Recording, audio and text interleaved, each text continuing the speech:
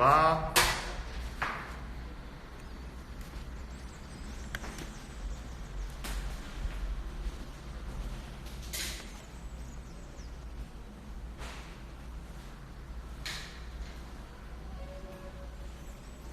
Boa tarde.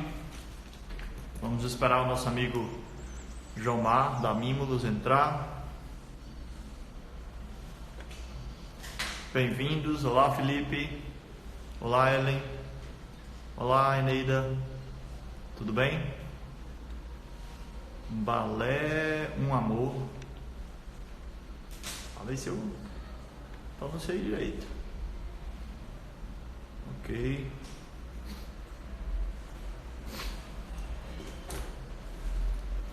Vamos lá, o conteúdo de hoje vai ser legal. Temos um participante importante. Vou esperar ele entrar, né?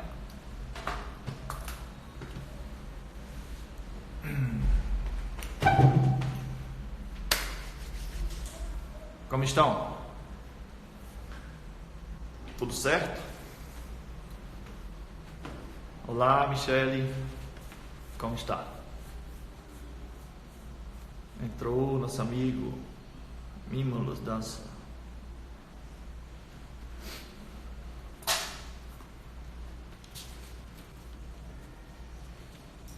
Aí, agora sim.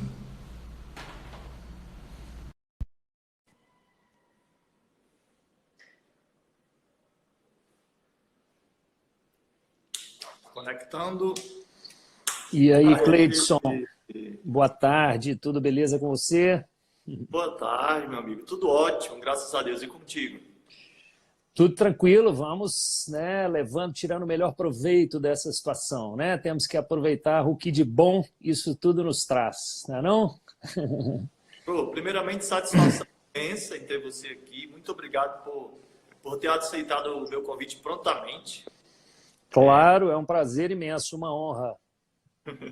Eu sempre fui seu fã, eu me lembro, estou lembrando aqui com a Bel que está do meu lado, o primeiro contato que eu tive com você foi num congresso do Sampa Dança. Eu não queria denunciar a nossa idade, mas faz... E... Quanto tempo? Falhou aqui. Quantos anos faz, Bel? É. O Sampa Dança nem existe mais, né? Mas acho que já está com mais de 7 anos, a minha escola nem existia. Enfim. Não, com certeza é mais do que isso. Vou perguntar ao Andrei, lá, o organizador do Sampa Dança, quando foram os primeiros, viu? Inclusive, eu live com o Andrei em breve. Que ótimo. Eu assisti uma aula com você lá de tango extraordinário. Eu não sabia nem caminhar, mas estava lá numa aula nível avançada com você.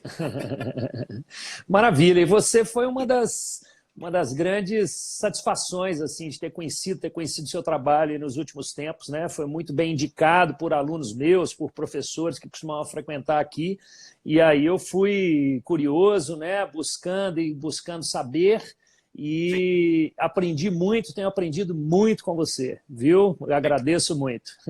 Obrigado, meu caro. E aí eu queria, portanto, contextualizar aqui, né? O convite que eu fiz a todos, para que todos entendam do que nós vamos tratar. Eu acredito muito que nada melhor do que a gente aprender com quem já trilhou o caminho, né? Eu sempre defendo isso. Sei lá, se você quer subir o Monte Everest, eu não recomendo que você me siga, porque eu nunca subi. Então, você está seguindo a pessoa errada. Você tem que seguir quem já subiu alguma vez. Claro. E uma pessoa que já... durante 30 anos, né? Teve a oportunidade de ver uma escola nascer, né? Sei que você vai contar já a história de como isso surgiu e hoje está totalmente à frente. Tem para a gente grandes lições a acrescentar, de duas formas. Primeiro, o que deu certo, é muito bom a gente aprender com o que deu certo, a gente vai compartilhar um pouco disso, mas acho que principalmente aprender com os seus erros, porque eu tenho certeza que você errou muito. E como? Erros ao longo de 30 anos. Foi ou não foi? Com certeza, né? E é exatamente o que você disse. É tropeçando que a gente vai aprendendo como caminhar melhor, né? Foram muitos erros nesses 30 anos. Mas pode seguir, te interrompi aí. Não, e é isso. E a melhor forma da gente aprender, por incrível que pareça, é com o erro dos outros, para evitar que a gente cometa os mesmos erros. Então, Eu realmente muito feliz de ter você aqui para compartilhar um pouco disso. E como tem muita gente que não conhece a história da Mimulus, eu queria que você tentasse resumir. Eu sei que você precisaria de uma live inteira para contar tudo. Não, vamos lá. Reclamação. Vamos resumir, né? Se eu estiver me estendendo muito, você me interrompa, né? Mas a Mimulus nasceu com... até é legal falar um pouquinho disso, porque as pessoas... É importante para as pessoas entenderem um pouquinho da história da dança de salão de uma maneira geral, né? Nos anos 80, as gafieiras, que antes eram frequentadas quase que somente por pessoas, né, de origem mais humilde, os seus originais frequentadores, se tornou moda, digamos assim, entre a classe média alta, frequentar aqueles lugares que se tornaram cult, digamos assim, né? E os meus pais, eles tinham suas profissões aí, adoravam dançar por hobby, mas meu pai era advogado, trabalhava numa grande empresa de ônibus, a minha mãe psicóloga, pedagoga, meu pai era apaixonado pela dança, e eles começaram a frequentar uma das gafieiras aqui de Belo Horizonte. Meu pai também viajava muito a trabalho, então sempre que nas cidades por onde ele passava, ele buscava lugares para dançar e tal. Meu pai é o que eu brinco assim, é o que ele falava, ele era dançarino de zona, né? É aquele que aprendeu a dançar na zona, mas eu sempre gosto de reafirmar que a minha mãe não era dançarina de zona. A minha mãe gostava de dançar acompanhando meu pai e tudo mais. E assim eles aprenderam a dançar e como eles levavam jeito. Enfim, logo as pessoas naquele momento em que não existiam escolas de dança, né? Os colegas, os amigos pediam para eles, pô, me ensina, dá aula ali no salão de festa do meu prédio e tal. Muita gente conhece essa história, né? Muita gente já passou por isso. Só que naquele momento não existiam escolas de dança, né? No formato que a gente conhece hoje. Aqui em Belo Horizonte não existia nenhuma. E eles então decidiram fundar o que foi a primeira escola de dança de salão de Minas Gerais. Era uma sociedade, durou poucos meses, depois aí desfizeram a sociedade e montaram a Mimulus em novembro de 1990. Né? Então, esse ano estamos completando 30 anos. Já era naquele local que eu conheci? Sim, estamos há 30 anos naquele mesmo local, local. Já passamos por várias reformas, várias crises, e nos sentimos vitoriosos de continuar lá de portas abertas, não somente com a escola, mas com a companhia também, que são trabalhos paralelos. Né? Sem dúvidas. Mas, enfim... Naquele momento, eu tinha começado a aprender a dançar pouco tempo antes, 2 anos antes, por diversão também. Tinha iniciado minha universidade de engenharia mecânica, jamais imaginei que eu iria trabalhar com dança, né? E aí, incentivado por uma parceira, aquela bailarina, comecei a dançar também, isso em 89, por aí. E quando a Mimulus foi inaugurada, eu já brincava bem com a dança. E quando meu pai era assim, o ensino da dança se dava de uma forma muito diferente, né? Claro. Quando meu pai viajava, não podia dar aula, eu às vezes o substituía. Então foi assim que eu fui iniciando. Mas só de dança de salão, já desde o início? Somente dança de salão, especializada nas danças de salão. Certo. Só que aí o que aconteceu? E esse, inclusive, foi um dos motivos que essa primeira sociedade não deu certo. A minha mãe, muito empreendedora, ela sempre quis buscar, né, novos conhecimentos, trazer professores aqui para Belo Horizonte. Meu pai, como viajava muito, ele via que as pessoas dançavam de forma diferente em outros lugares. Enfim, eram pessoas que tinham esse conhecimento. Então, minha mãe começou a me incentivar muito. Poxa, vai lá no Rio, vai ver como é que aquele pessoal lá dança. Vai à Argentina. Olha, a gente estamos aqui na Espanha e aqui tem muita coisa legal, né? Vem para cá. E eu comecei a investir muito nisso. Então era um momento em que não existia salsa, tango, essas danças aqui no Brasil, né? A Mimulus, inclusive, foi responsável por introduzir aqui no Brasil a bachata, o Lindy Hop e a roda de cassino, né? Fruto disso. Então a gente começou muito incentivado pelos meus pais. A gente não somente investia trazendo professores aqui a Belo Horizonte, mas também viajava muito, correndo atrás desse aprendizado, dessa formação. É importante dizer também que essa formação, quer dizer, naquela época, um professor de dança de salão, não existiam essas especialidades que tem hoje, né? Quer dizer, o sujeito que só dança tango, só dança swing, só dança samba, né? Naquela época, ser professor de dança de salão, você tinha que saber de tudo, né? E não era fácil, porque hoje você consegue uma formação em diversos gêneros de dança de salão né? Na sua cidade, você consegue excelentes profissionais. Naquela época, não. Se você quisesse aprender tango, ou você trazia um professor da Argentina, ou você ia lá, né? Se você quisesse aprender salsa, idem. Você tinha que ir a Cuba, a Porto Rico, né? Então, era uma formação muito difícil e cara, digamos assim. Trazer esses profissionais era um investimento. E aí, quando eu estava no meio do meu curso de engenharia, eu vi que eu estava apaixonado pela dança mesmo. Fui incentivado pelos meus pais a entrar de cara nisso, né? Tive essa sorte, que poucas pessoas às vezes têm essa sorte, né? De trabalhar com arte, de serem incentivados a trabalhar com arte, né? Sim. E então eu estava num momento fácil do meu curso, eu decidi terminar o curso,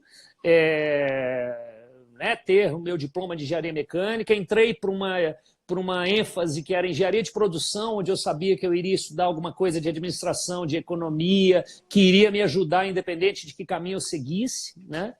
E aí, quando eu me formei em engenharia, eu passei a viajar cada vez mais e buscar cada vez mais e estudar também, além da dança de salão, o teatro, o circo e outras modalidades que pudessem me agregar, né? E sempre apoiado na parte administrativa, financeira, pelos meus pais, né?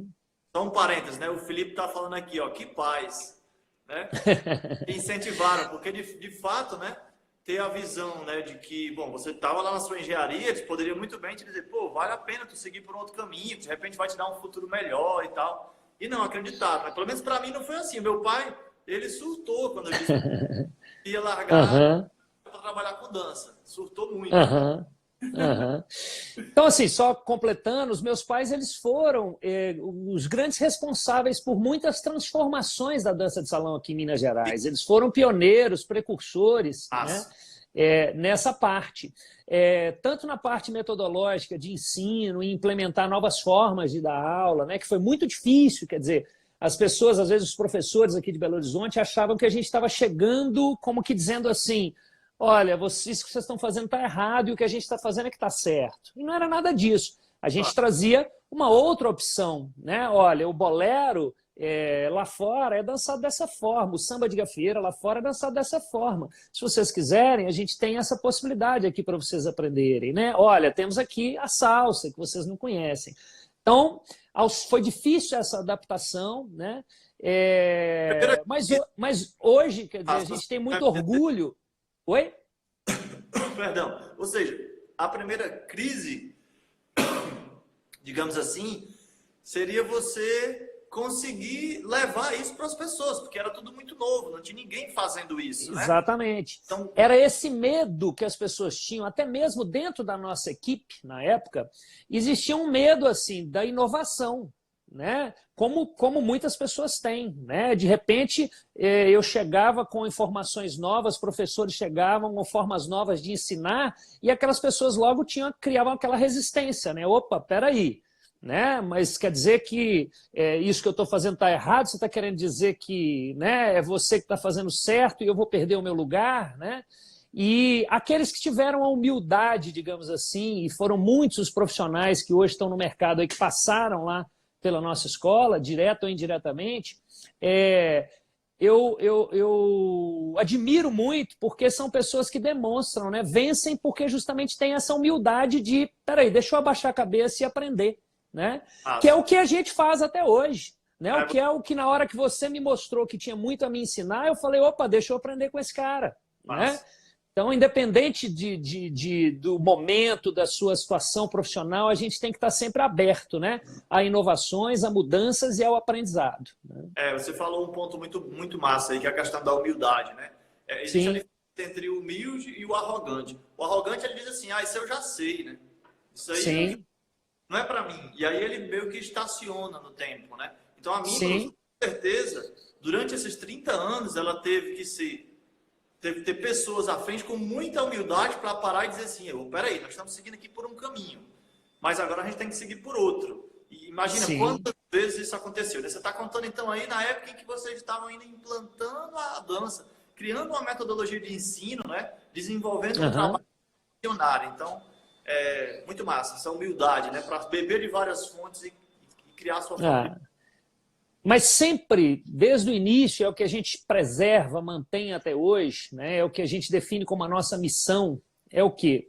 É levar o ensino da dança para os nossos alunos, tendo, em primeiro lugar, o quê? A satisfação deles, né?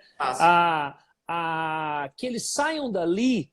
Dançar com técnica é importante? Mas não importa para a gente se ele está dançando muito bem com técnica, mas está tenso, não está feliz ali dançando, né? A nossa missão é o quê? É levar alegria, descontração, felicidade para as pessoas, que é isso, é essa experiência que a gente deve proporcionar para as pessoas, né?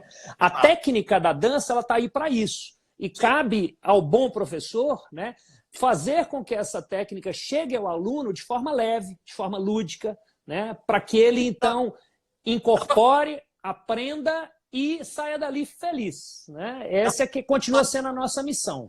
Né, Jomar? Dá para fazer uma matéria só sobre isso. Com certeza, com certeza. E aí, em relação a essas mudanças, né, essas crises, muitas pelas quais a Mimulus já passou, é legal pensar também como que o próprio espaço físico ele foi tendo que ser readequado, modificado, com as mudanças, né, da dança de salão, com as mudanças de contexto, né, econômico, social e etc. Também isso é muito legal. Não existia a companhia, né, João Paulo? Imagina que era só um espaço que você usava para dar aula, mas não tinha aquela estrutura que tem hoje lá de, é um teatro, né? Também. Na verdade, é legal pensar no nosso espaço também como que ele reflete essa missão que eu estava falando com você. A minha mãe, desde o início, ela quis buscar um espaço em que, né, lá na Mimulus, para quem conhece, a nossa sala principal, ela é toda aberta. Então, isso, por um lado, às vezes, durante a aula, né, você está dando aula e tem um aluno conversando, tem alguém ali conversando, assistindo a aula, tem um barulho, alguma interferência de fora desconcentrando o aluno? Tem, às vezes tem. Mas é algo que compensa, no sentido que eu estou dizendo, do que é a nossa missão, ou seja, é tornar o nosso espaço um espaço de convívio social, de convívio entre as pessoas, né? Então, a pessoa que está ali, ela chega na Mimulus, a Mimulus está sempre de porta aberta, ela chega, né, ela já está vendo as outras pessoas fazendo aula, ela já está trocando um olhar, um sorriso, quem está fazendo aula já olha, já cumprimenta, já interage, né? Então, a gente não tem a sala fechada, a gente até tem, mas é a nossa segunda sala, que é na parte de cima, que antigamente, ela inclusive era um mezanino totalmente aberto, né? Então a Mimulus sempre teve esse espírito assim, de ser um ateliê, um galpão totalmente aberto para que as pessoas que chegassem ali já chegassem interagindo com todas as outras. E ao mesmo tempo ela possibilitou que se tornasse, né, esse espaço se tornasse muito versátil, em que a gente pode, às vezes, para a companhia, montar um cenário lá dentro, reconfigurar aquele espaço de formas completamente diferentes. Às vezes entra uma pessoa lá e fala, nossa, mudou tudo, é outro lugar, né? Então tem essa versatilidade. O Marcelo está perguntando quais foram as maiores dificuldades enfrentadas no início da Mimulus, né? Já que a gente está contando essa história do início, você falou da dificuldade de implantação aí da sistemática de ensino, do método, de mostrar a dança de salão, né, para as pessoas, que era algo muito novo na sua região. Que outra dificuldade você conseguiria... A principal eu acho que era essa, assim, era uma mudança de paradigmas, né? Era trazer novas danças, trazer novas formas de ensinar, de aprender, né?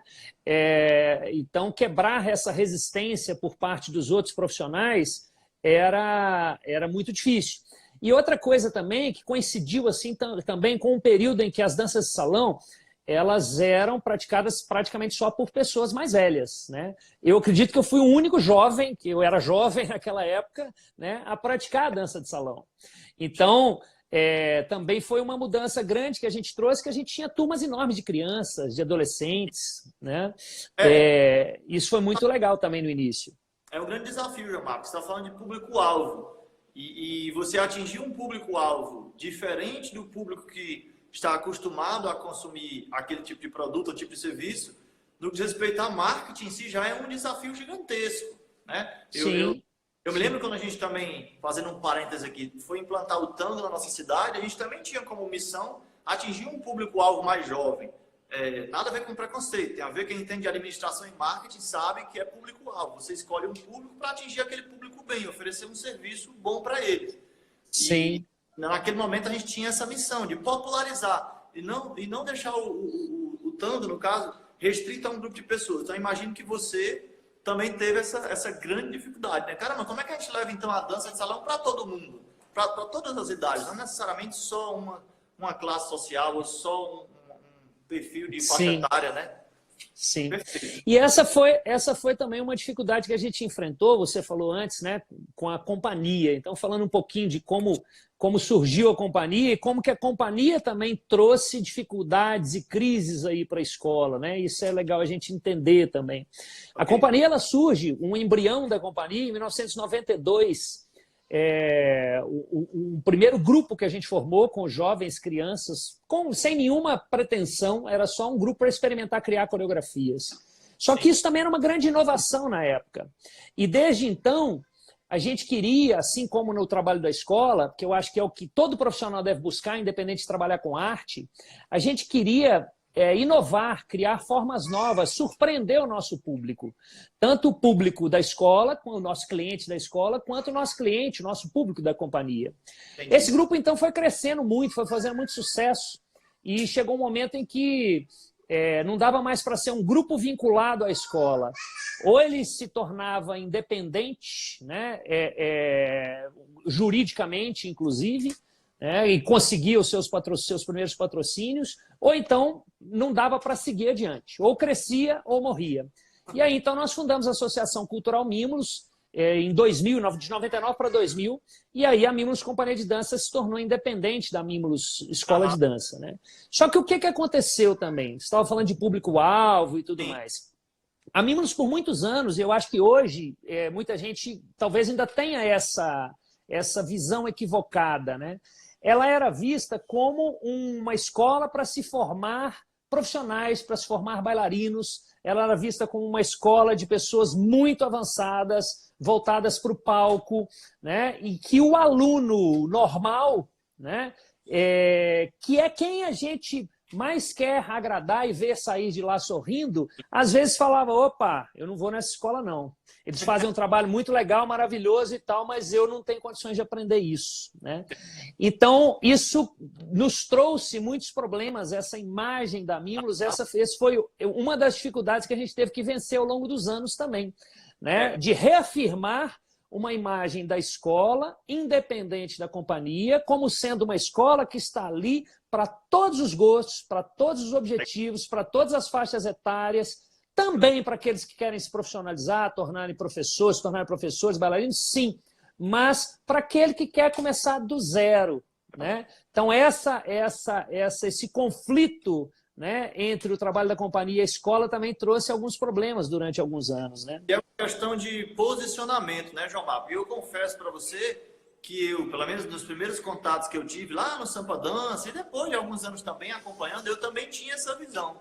Eu tinha a visão, gente, a Mimlos é para mim, eu trabalho com dança, eu estou querendo entrar cada vez mais nisso e eu quero cada vez mais conhecer esse trabalho. Talvez pela distância geográfica, acabei não estando tão eu gostaria quanto a gente sonhava, né? Porque eu e a Bel aqui, a gente sempre via os vídeos, via o trabalho, e que legal, você tem sempre teve, né, pelo que você falou, a sua missão sempre foi essa, de levar lá para aquela pessoa que está realmente querendo aprender essa moça. Sim. Tá desligado ali. Desculpa, é porque eu tô sem bateria, eu vou só ajeitar aqui uma coisa. Não, beleza. Pronto, agora eu não vou ficar sem bateria. E aí você... Muito bem que... Obrigado, viu, meu amor? Que essa imagem teve que ser reconstruída. Fantástico, fantástico. Exatamente. Então, a gente sempre gosta de deixar claro, assim, o trabalho que a companhia faz é um trabalho de criação, é um trabalho artístico, né? As pessoas que vão assistir a companhia no palco, elas não precisam ter medo de achar que vão chegar na escola e a gente vai querer ensinar aquilo para elas. Se alguém quiser aprender aquilo, se tornar profissional, lindo, a gente tem também possibilidades para isso. Mas o principal do trabalho da escola é para aquele aluno que está lá começando do zero, é para aquele aluno que quer a dança como diversão, como socialização, como lazer, né? E aí a gente vai adequar de acordo com o objetivo da pessoa. Tem aluno que quer como lazer, como socialização, mas quer dançar muito bem. Tem aluno que não, que ele está satisfeito ali com 2 para lá, 2 para cá, então pronto. Então a gente vai tentar atender, né, cada pessoa com cada objetivo específico, né? E aí, vamos pegar aqui, há um tempo atrás, vamos voltar aqui a alguns anos. Você entrou mais ativamente na Mimblus em que período, assim, que você realmente assumiu como diretor, ou não? Não teve essa transição? Sim. Queria só dizer que seu Ibope tá alto, viu? Porque minha mãe acabou de entrar ali, viu? Para você conseguir atrair a atenção da minha mãe no Instagram nesse horário, tá bom? Então tá de parabéns. Tá de parabéns. Ela veio ver o filho querido. Mas ela não me viu. Nas outras eu acho que ela não me viu, não. Mas vamos lá. Durante muitos anos, né, eu fiquei muito restrito à parte artística, durante muitos anos. Meu pai e minha mãe, eu tive essa grande sorte, honra e orgulho de tê-los comigo cuidando da parte administrativa, financeira, e eu ficava com a parte, né, do ensino e a parte artística da companhia, né?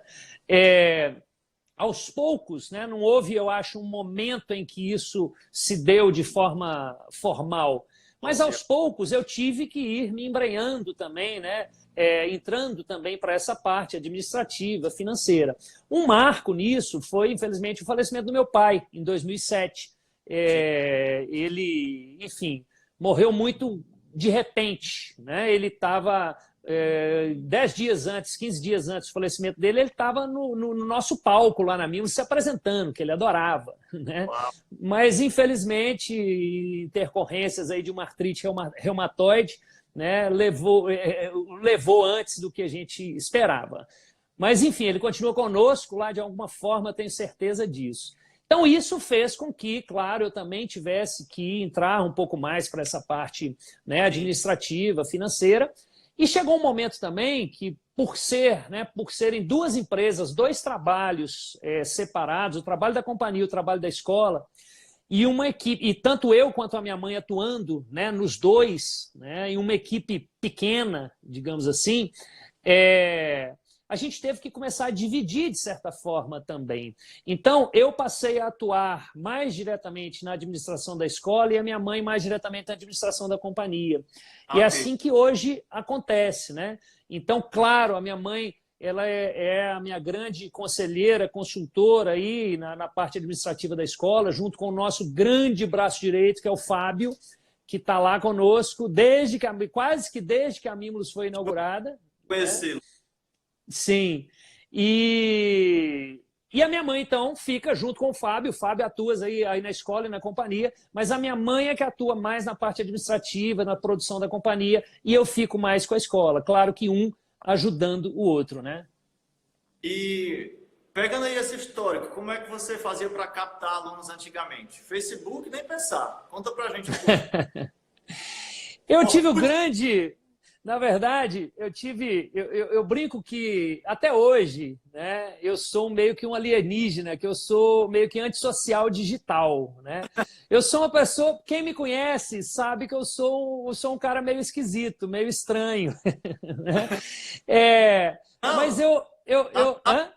Estranho é a sociedade. Você é uma pessoa normal, que gosta. Então, pô, que bom que você me contou isso agora.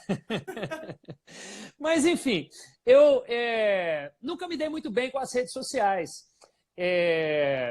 E, claro, que chegou num momento que a gente teve que, né, peraí, precisamos das redes sociais como ferramenta de interação com os alunos, com os clientes e de marketing, obviamente, né? Então, eu fui buscar pessoas que me atendessem nessa parte, né? Então, eu continuo não tendo Facebook, tem um Instagram meu fake que fizeram para mim há não sei quantos anos atrás, aí, que eu estou tentando acabar com ele. Mas aí eu fiz um para mim nesses últimos tempos, ainda não estou movimentando ele, vou movimentar. Com fake. Como é que é? Você tem que fazer para concorrer com o fake. Concorrer com fake, exatamente. Então, assim, quem quiser falar comigo pelo Instagram, pelo Facebook, usem o Instagram e o Facebook da Mimulus. E hoje a gente tem uma pessoa que, assim, eu gostaria de deixar claro aqui, assim, exposto, externar essa admiração que eu tenho por ele e essa gratidão que eu tenho por ele, tá? Que é o nosso consultor de marketing, quem atua para a gente nessa área atualmente, que é o Guilherme. O Guilherme é um cara que, enfim, tem nos ajudado, tem colaborado maravilhosamente, né? Então, assim, o Facebook, o Instagram, o YouTube, as redes sociais da escola, elas chegaram muito tarde, muito tarde. A Mimulus sempre teve, assim, em relação ao marketing, um pensamento, e continuamos tendo, né? Eu acho fundamental o Facebook, o Instagram, o YouTube, o site, etc., mas sem deixar de lado, e essa é uma coisa que eu aprendi com a minha mãe, sem deixar de lado também aquele contato pessoal, né? Aquele convite pessoal. Então é importante você mandar lá, disparar para milhares de pessoas, olha, vamos ter um evento, vamos ter uma turma nova, etc. Sim, né? Claro, temos que fazer isso, sem dúvida, mas a gente não deixa de fazer, continuamos achando fundamental assim, mandar aquele convite pessoal ali para o senhor Roberto, para o aluno Roberto. Olha, Roberto, a gente quer você aqui no nosso baile, olha, Fabiana, a gente quer você aqui na nossa aula, estamos sentindo a sua falta, né? Então, esse contato individualizado, a gente continua sempre procurando manter, preservar, né? Apesar, ou adicionando isso a essa comunicação de massa, digamos assim, né? Não, e imagino também que pela qualidade do produto que você entrega, no caso do serviço, né, que você entrega, das aulas, existe uma rede, né, de pessoas que se indicam, de pessoas que querem entrar em novos cursos. Eu sempre falo, né? Às vezes os meus alunos eles chegam para mim, Cleiton, eu não posso entrar, por exemplo, no turma sem preencher agora, eu não estou bem financeiramente, o que é que eu faço? Eu digo assim, olha, dá a melhor aula que tu puder dar na tua vida, faz o teu aluno se encantar de uma maneira assim tão incrível, porque se tu conseguir manter pelo menos os que tu já consegue captar, da tua forma mesmo, do jeito que você faz, mesmo que seja precário, mesmo que você só consiga captar 3 alunos por mês, mas se você conseguir, né, ter, por exemplo, esse princípio que você falou que a Mimulus tem, né, de olhar para o indivíduo, de atender ele de verdade, de fazer ele se sentir bem, sorrir. Pô, se o cara foi para aula de dança, não voltou, ele não se divertiu, ele não achou aquilo ali incrível, o melhor momento do dia dele, não sei quanto tempo tá. Então imagine por um instante se você não captasse mais nenhum aluno, mas conseguisse manter todos os que algum dia já entraram para fazer aula com você, estava resolvido, estava mais do que resolvido, né? Você não Com certeza. Você não conseguiria nem dar conta de todo mundo. Então, olha para o que você está fazendo hoje, olha para o serviço que você está entregando. Então, com certeza, pela tua missão, pela missão da Mimulus, dá para ver que o aluno, quando faz aula lá, ele sente algo diferente. Eu digo porque eu assisti também pessoalmente. Eu não sou uma pessoa para dar muito depoimento sobre a Mimulus, porque infelizmente eu só tive o prazer de estar aí por 3 dias, né? No convite que você me fez, que foram 3 dias incríveis, de muito aprendizado. Mas eu vi o clima da aula. Acho que você vê o clima da aula é tudo. A leveza da coisa, sabe? O professor preocupado com o indivíduo, com o ser humano. Uma aula que as pessoas estão sorrindo. Fantástico, assim. Eu acho que isso com 30 anos é o fundamental, é o fundamental. E eu acho que um momento pelo qual a gente passou nesses 30 anos, né? A gente está falando aí de vencer crises, vencer dificuldades, né? Uma grande dificuldade também foi quando houve o boom das escolas, né? Porque no começo a gente fazia um trabalho único. A gente era a pessoa que quisesse fazer aula de dança em Belo Horizonte, em Minas Gerais, tinha Mimulus e ponto, né? Sem falar que era uma época em que você não tinha os problemas que você tem hoje de trânsito, de estacionamento, etc, e etc, né? Então, era um momento que a pessoa saía do outro lado da cidade, atravessava a cidade para ir fazer aula conosco. E aí, né, no meio dos anos 90, ano 2000, né, isso aconteceu no Brasil inteiro. Houve um boom, uma multiplicação, né, das escolas de dança, inclusive assim, com trabalhos, algumas, né, claro, com trabalhos questionáveis e aí cobrando valores baratíssimos, que claro, obviamente que era porque a qualidade era questionável, né? Então assim, uma concorrência Aham. primeiro, desleal e numa quantidade muito grande. E aí junta-se a isso, né? Problemas de trânsito. A pessoa hoje, ela não, dificilmente ela anima a atravessar a cidade para ir na sua escola, né? Às vezes, sim. A gente tem muito orgulho, inclusive, de ter alunos que fazem aula conosco há mais de 20 anos, né? E que saem saem de outras cidades, às vezes, para vir fazer aula conosco, né? Eu tenho uma aluna que sai toda semana, às vezes 2 vezes por semana, de Sete Lagoas, que é a 100 quilômetros de Belo Horizonte, para vir fazer aula conosco.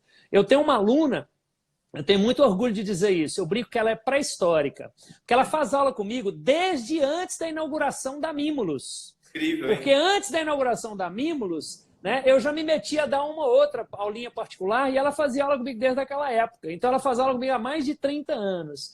Mas enfim, então passar por esse momento, né, de que, opa, antes a gente não precisava de marketing, né? Dança de salão é Mimulus e pronto. Aí de repente você tem milhares de concorrentes, né? E aí, como fazer isso? E a gente foi descobrindo que o mais importante, né, e eu sei que você concorda com isso, que eu já te vi falando sobre isso, o mais importante para a gente lidar com a concorrência é a gente fazer um bom trabalho, é a gente preocupar com o nosso trabalho, né? Então, se a gente, em vez de ficar preocupando, olhando para a concorrência e, enfim, concorrendo, né, o melhor é você se concentrar, estudar e fazer o seu trabalho com qualidade, né? Gastando energia, né? Que eu acho que quando você gasta muita energia, de repente, sei lá, acompanhando as mídias sociais do concorrente, você alimenta esse sentimento de concorrência. Esse sentimento ele não é bom.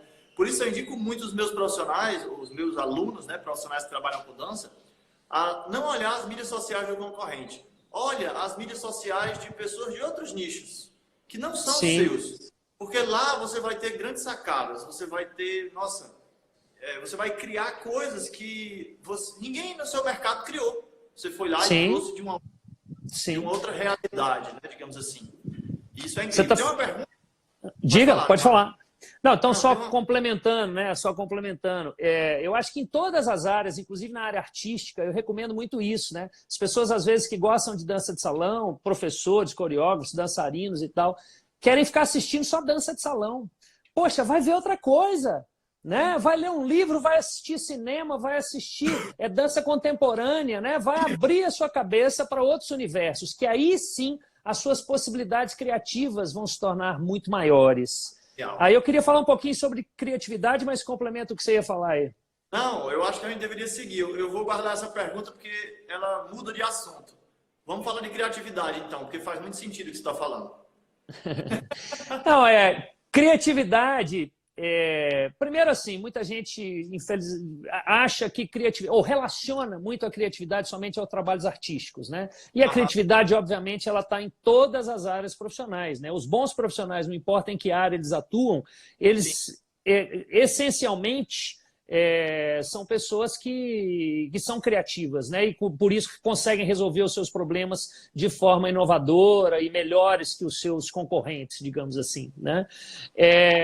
A minha mãe está até aí te elogiando, o seu trabalho é admirável. Obrigado, obrigado. A minha mãe, coincidentemente, né, e para me ajudar também na formação que eu tive, ela foi precursora no trabalho de criatividade profissional. Ela foi consultora, atuou na área de recursos humanos em diversas empresas, né? E, obviamente, que ela trouxe isso para Mimulus, né? A experiência dela como psicóloga, como pedagoga, com essa experiência em criatividade profissional, né? E eu, no meu trabalho como coreógrafo, no meu trabalho artístico, eu costumo trazer muito, fazer um paralelo, né, entre a maneira como eu lido com a criatividade, como eu ensino as pessoas sobre criatividade na área artística e como que a gente pode trazer isso para outras áreas profissionais, para a escola, como meu trabalho como professor e para ajudar outras pessoas, né? E eu costumo dizer que, diferentemente assim, do que as pessoas pensam, só um parênteses aqui, usando uma coisa que eu uso no meu curso de composição coreográfica. Tem uma teoria da psicologia, que é a teoria da Gestalt. Né? A minha primeira namorada foi psicóloga, a minha irmã é psicóloga, a minha mãe é psicóloga, a minha atual esposa não é psicóloga, mas acha que é, entendeu? Então, a psicologia permeia a minha vida. Eu não sou nenhum especialista, mas eu pego um recortezinho da teoria da Gestalt, em que ela diz o seguinte: o cérebro humano, ele enxerga o que é mais confortável para a gente ver, né? Então, o cérebro humano procura sempre associar uma imagem que a gente vê, por exemplo, a algo reconhecível por ele, né? Algo, se eu vejo uma imagem, um desenho, por exemplo, e aquilo é uma figura que o meu cérebro não conhece, né?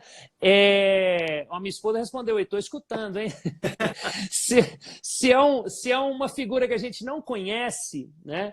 Aquilo é desconfortável para o nosso cérebro, não fecha a Gestalt. Então a gente sempre busca uma figura que se aproxime àquela. Então se de repente eu desenho uma figura mais ou menos assim, ou seja, não é um quadrado, mas se assemelha a um quadrado, a gente tem a tendência a olhar e falar assim, isso é um quadrado, porque isso fecha a nossa Gestalt e isso traz conforto para o nosso cérebro. Claro. Fazendo um paralelo com isso, né, a maior parte dos profissionais, os profissionais medianos, os criadores medianos, ou de qualquer área, os professores, eu acredito que eles se contentam em fechar a Gestalt do seu cliente, seja o seu cliente, o seu aluno, o seu público de um espetáculo de dança. Fechar a Gestalt, ou seja, mostrar para ele, olha, tá vendo? Você estava achando que isso era um quadrado, e realmente isso é um quadrado? Isso é a certeza de obter aplausos, sorrisos e pronto. Mas eu acredito que um bom profissional deve ser aquele que ouse correr risco. Perfeito. Que é não fechar a Gestalt do seu cliente, do seu público, né? Que é, de repente, mostrar para ele, olha, tá vendo? Você estava achando que isso é um quadrado, mas, na verdade, eu vou fechar essa lacuna assim, vou fazer isso assim, e isso é uma coisa completamente diferente do que você imaginava. Aí você corre o grande risco, né? Que é vamos supor, o público que está te assistindo, né? Fala, poxa, mas que coisa horrorosa que é isso, né? Eu nunca mais vou assistir esse cara. Mas eu te garanto que mesmo assim vale a pena, porque ele vai lembrar de você. Tem muita gente que assiste a Mimulus, por exemplo, a companhia, né, e fala assim, poxa, que companhia horrorosa, aquilo lá não é dança de salão, eu não gosto deles. Mas marcou, lembra quem é, né? Então, mesmo correr esse risco, vale a pena, né? Mas você corre o risco não somente, né, das pessoas não gostarem, mas você corre o risco que aí não é só do que você recebe quando você fecha a Gestalt, que é aplausos e sorrisos. Você corre o risco dela levantar, te aplaudir de pé, gritar bravo, querer mais, né? Então, só completando assim o raciocínio, diferentemente do que as pessoas pensam que a gente deve entregar para o público, né, para o nosso cliente o que ele quer, né, a meu ver, eu acho que a gente deve arriscar a entregar para o nosso cliente o que ele não espera. Né? Não é o que ele não gosta, o que ele não quer, mas é entregar o que vai agradá-lo, mas de forma inovadora, de forma diferente, surpreendendo, né? Não fechando a Gestalt dele, mas satisfazendo-o ainda mais do que se você fechasse a Gestalt dele. Eu não sei se ficou claro o raciocínio aí. Ah, ficou demais, fantástico. Eu acho que está todo mundo aqui aplaudindo e aprendendo muito com você. Quando você se posiciona de uma forma diferente, com certeza você vai encontrar, entre aspas, haters. Pessoas que vão olhar aquilo ali e vão reprovar. Né? E como você falou, é um risco, mas você vai atingir de uma forma muito mais intensa o público que acredita no que você está fazendo. Né? Sim, com certeza. É um risco com um certeza. Grande público, digamos assim. Exatamente. Né? E é esse risco que os grandes artistas, né, se propõem a correr, que as pessoas que marcam, de alguma forma, quaisquer áreas profissionais, né, elas se propõem a correr. Né? Então é isso que, ainda mais no momento pelo qual a gente está passando, eu acho que a gente tem que buscar, nós professores de dança, donos de escola, enfim, como que eu posso atuar nesse momento de forma diferente, de forma a surpreender o meu cliente, de forma ética, principalmente de forma ética, né? Mas você ia fazer uma pergunta antes, eu tinha te interrompido. Não, que é isso. Isso que você falou, você nem me lembro da pergunta.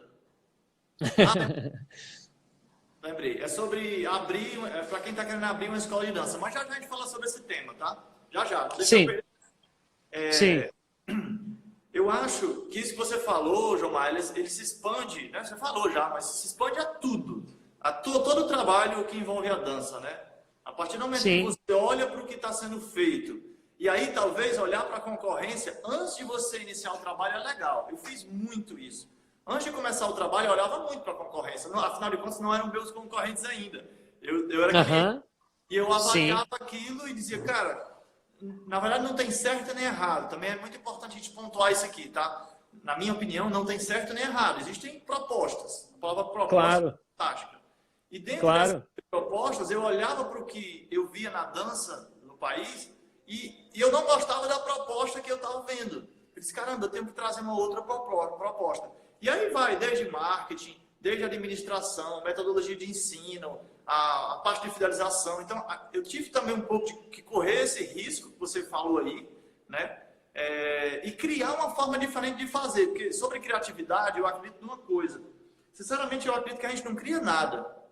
É meio estranho que eu vou falar. A gente não cria, a gente só combina, né? Todo mundo sabe que a gente combina. Recombina de uma forma diferente, né? É criar algo novo, né? Então você cria, mas é a combinação de algo que já existe. Só que para isso você tem que buscar influências fora. Acho que esse é um dos assuntos que mais me vem quando eu penso em criatividade. Então eu ia lá estudar uma empresa que trabalha com peças, com máquinas. Eu ia lá estudar uma empresa que é na área fitness. Não tinha nada a ver especificamente com dança. E aí, uma outra empresa, por exemplo, eu sou muito fã da Febracis, é uma empresa que vende cursos de desenvolvimento pessoal. Nada a ver com dança, entendeu? Só que é tão incrível o modelo de gestão deles, é tão incrível como eles encantam o cliente, que ele disse, caramba, por que a gente não faz algo semelhante na dança? Eu vou tentar fazer ninguém fazendo. Então, tem muitos momentos que dá errado. Então, aí ele pode até falar dos erros. Né? Quantas coisas você tentou agregar mínimos que, entre aspas, foi um desastre. Mas você tentou, ousou, viu que não se encaixou bem e adaptou. Pô, não vou por esse caminho que eu imaginei, mas eu tentei. Eu fui lá, vi algo que eu achei que ia agregar, não agregou como eu imaginava, então agora eu vou fazer diferente, eu vou modificar, mas vou continuar tentando, né? Testando, né? Isso é criar.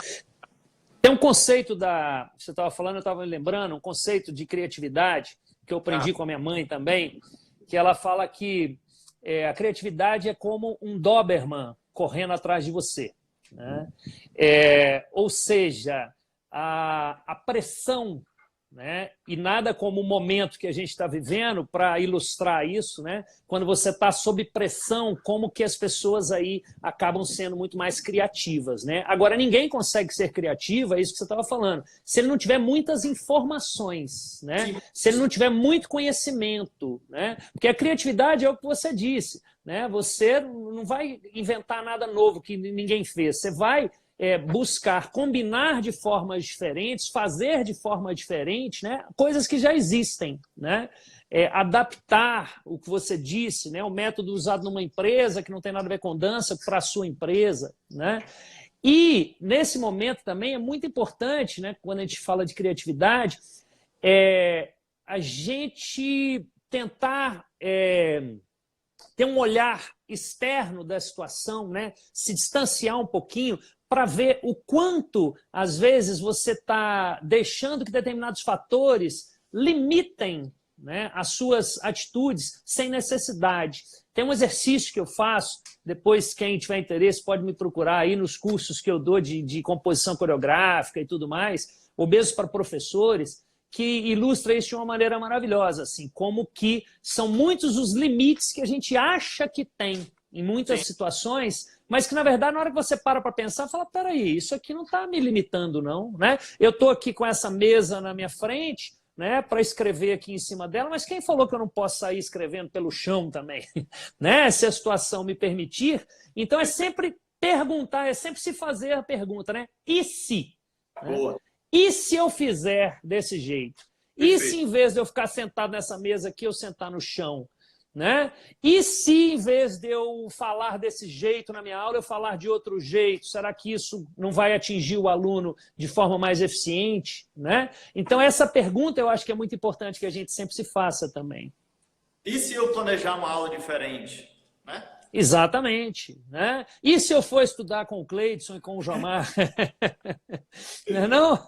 Fantástico. E se é poderosíssimo, viu? Muito obrigado por lembrar dessas duas palavrinhas mágicas. Tem muitas perguntas. Eu vou voltar aqui. Eu peço desculpas se a gente não conseguir responder todo mundo, porque infelizmente a nossa live tem um tempo. Sim. Teve uma pessoa que perguntou, acho que foi o Cláudio, meu amigo Cláudio Sobral, ele perguntou qual é o limite de experimentar. Dá a sua opinião, que depois eu dou a minha. Qual é o limite de experimentar? Bom, isso aí eu acho que tem vários contextos, né? Outro dia a gente estava falando sobre isso na live que eu fiz com o Carlinhos de Jesus, enfim, esse tema às vezes é recorrente em relação a desvirtuar as danças de salão, né? Em relação a experimentar fazer diferente na hora de dançar e às vezes acabar desrespeitando além dos limites, né, as bases técnicas daquela dança, né? E é o que o Carlinhos dizia, e eu concordo, assim, que muitos professores atualmente, infelizmente, acabam desvirtuando, né? Acabam transformando, desrespeitando, sem ter propriedade sobre aquela técnica com a qual ele trabalha. Então, eu dei até o exemplo outro dia falando do Nuevo Tango, né? O Nuevo Tango, ele foi criado, ele foi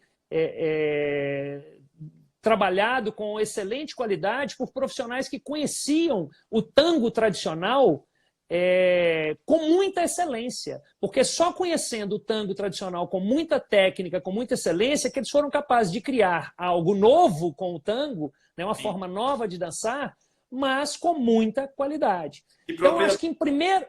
exatamente. Então, em primeiro lugar, o que a gente tem que pensar não é no limite para experimentar. A gente tem que se informar o máximo possível sobre aquele assunto, né? A partir do momento que você tem muita informação sobre aquele assunto, você mesmo vai ter esse discernimento de saber qual é o seu limite, né? Então, é muito estudo para, então, ok, até aqui eu posso ir, né? Teve uma vez que uma professora, uma pessoa daqui de Belo Horizonte me chamou para auxiliá-la num trabalho em que ela se propunha a reler as danças de salão. Aí eu perguntei para ela, ela queria levar isso para o palco, né? Aí eu perguntei para ela, mas espera aí, você já leu? Né? Porque as pessoas às vezes ficam, ok, você quer fazer uma releitura, mas você sequer leu, né? Ah, eu quero fazer um trabalho de desconstrução das danças de salão. Pô, em primeiro lugar, você precisa construir. Construir. Né? Em primeiro lugar, você precisa entender, estudar muito bem, né, claro, aquilo que você está se propondo a desconstruir, para depois, então, você ter propriedade para desconstruir. Então, eu responderia isso. Eu acho que o limite ele vai vir, você mesmo vai descobrir esse limite a partir do momento que você tiver muito conhecimento sobre aquele tema, sobre aquela técnica, né? Fantástico, fantástico.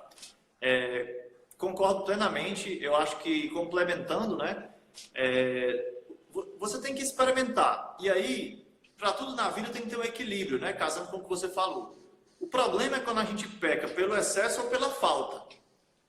Experimenta de menos ou experimenta demais. Aí, na minha opinião, tem um problema. E hoje, a maioria, na minha opinião, dos profissionais da dança no país, eles experimentam de menos. Entende? Sim. Então, eles pecam pela falta. Eles reproduzem o que aprenderam. E tudo bem, tipo, aprendi dessa forma, vou ensinar dessa forma. Mas se eu puder dar uma sugestão, acho que você deveria pecar pelo excesso. Experimentar mais. Sim. Se for pecar, que peque pelo excesso. E eu acho que nesse de experimentar mais me remete também a algo que eu costumo dizer, que o professor de dança de salão ele tem que lembrar que ele está trabalhando ali com pessoas comuns, com pessoas normais, com pessoas que, na maioria, não têm um conhecimento técnico sobre a anatomia, um conhecimento técnico de dança, e, às vezes... Querem trabalhar com... Exato. Hoje mesmo, conversando com uma pessoa, ele estava me dizendo o quê? É mais ou menos como quando o cara vai estudar na melhor universidade do exterior, né? E ele tem que trazer aquele que é o conhecimento de ponta, né? Para aplicar aqui no subúrbio do Brasil, né? Então, as pessoas, os bons profissionais, eles vão saber adaptar aquele conhecimento de ponta a uma realidade outra, né? E eu acho que, às vezes, os professores de dança de salão também pecam por isso, né? Hoje tem muito conhecimento, muito estudo, alguém falou aí há pouco de consultorias, etc., etc., né?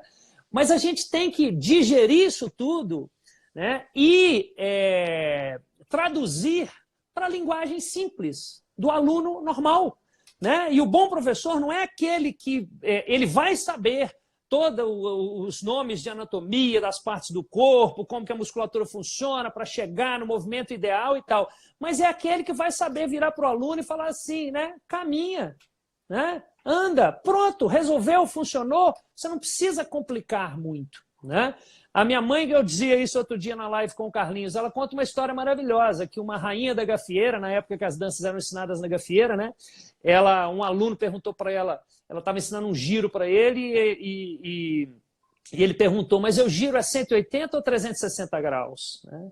E ela respondeu assim, olha, moço, eu não entendo nada desse negócio de grau, não, mas você tem que terminar com a bunda virada para a porta. Né?